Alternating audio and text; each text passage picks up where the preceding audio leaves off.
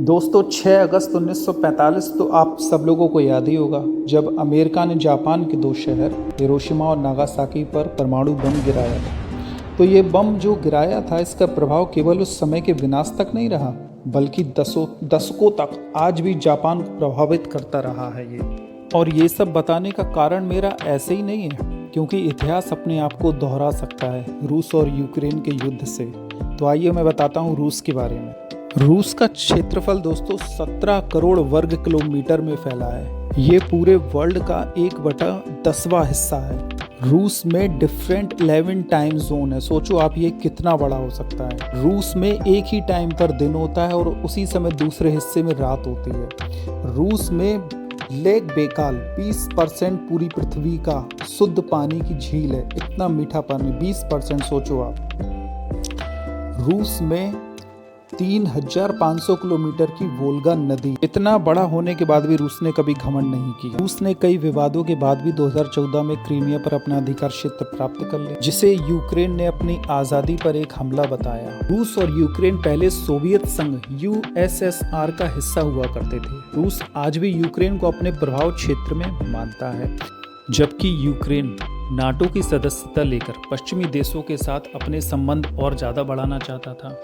किंतु रूस चाहता था कि यूक्रेन रूस के साथ गठबंधन बनाए रखे।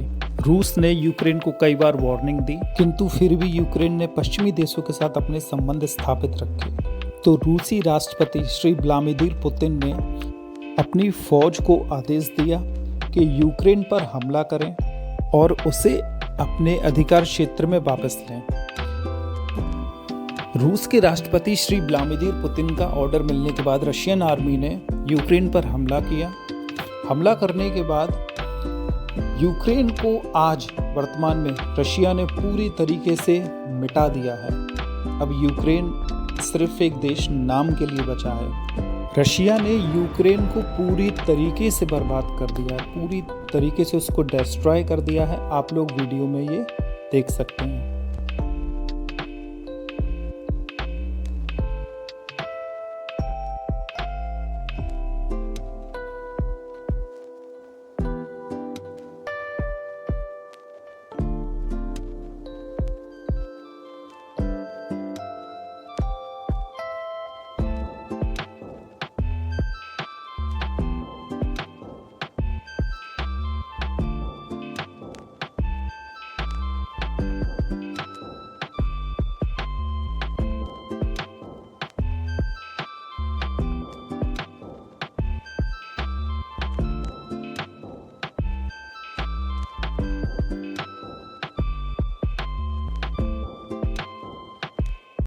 अब दोस्तों, दोनों देशों के युद्ध के बाद उन दोनों देशों पर क्या प्रभाव पड़ा, मैं आपको उसकी तरफ ले चलता हूँ।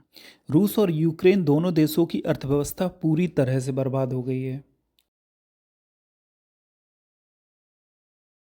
रूस और यूक्रेन का युद्ध जो है वो काला सागर में भी चल रहा है। अभी वर्तमान में ये जो जीव जंतु हैं, ये जो मछलियां हैं जो सागर में रहती हैं, सागर उनका घर है। अपने घर में वो रहती हैं, हंसती हैं, खेलती हैं, खुशहाल रहती हैं। पर स्थिति अब कुछ और है। आगे आप देखिए।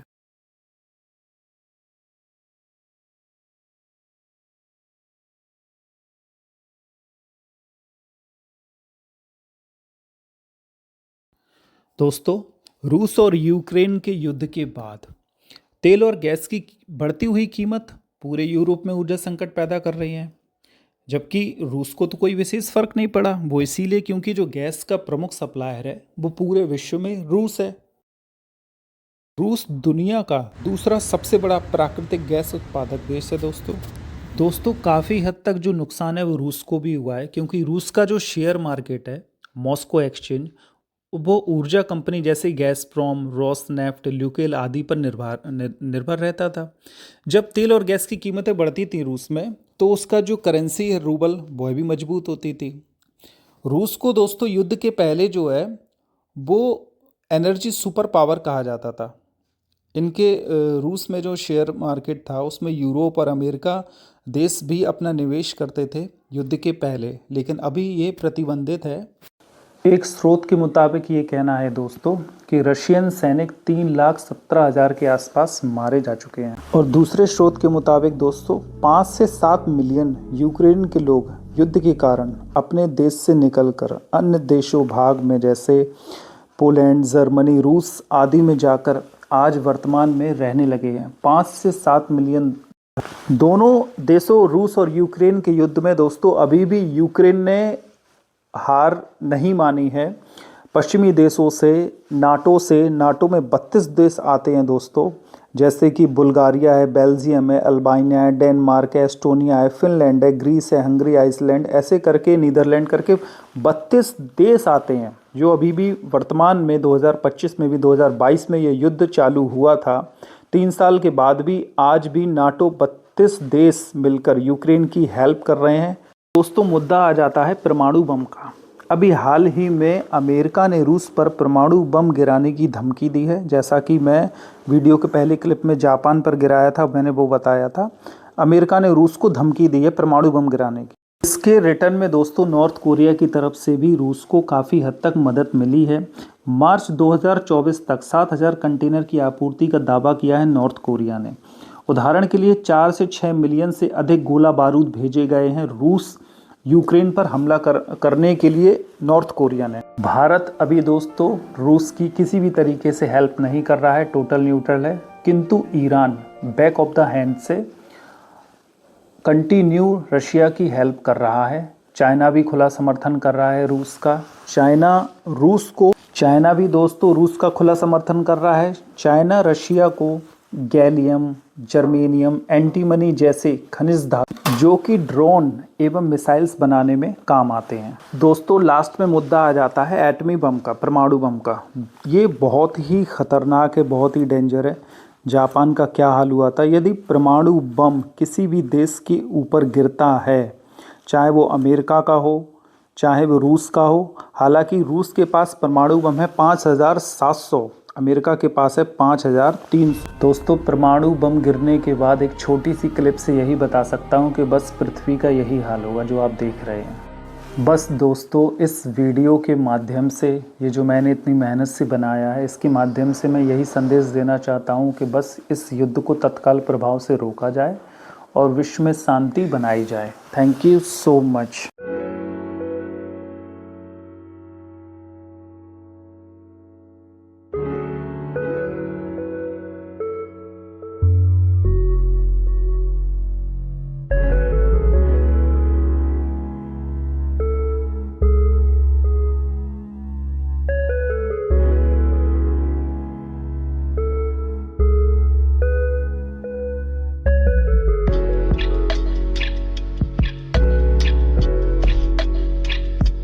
फ्रेंड्स एक बात बिल्कुल पक्की है कि अगर दोनों देशों में परमाणु बम या पृथ्वी पर दोबारा तीसरे विश्व युद्ध के दौरान परमाणु बम का हमला होता है तो पृथ्वी का यही हाल होगा जो मैं इस वीडियो में आपको दिखा रहा हूँ। हम लोग को ऐसी पृथ्वी नहीं चाहिए, हम लोग को चाहिए ऐसी।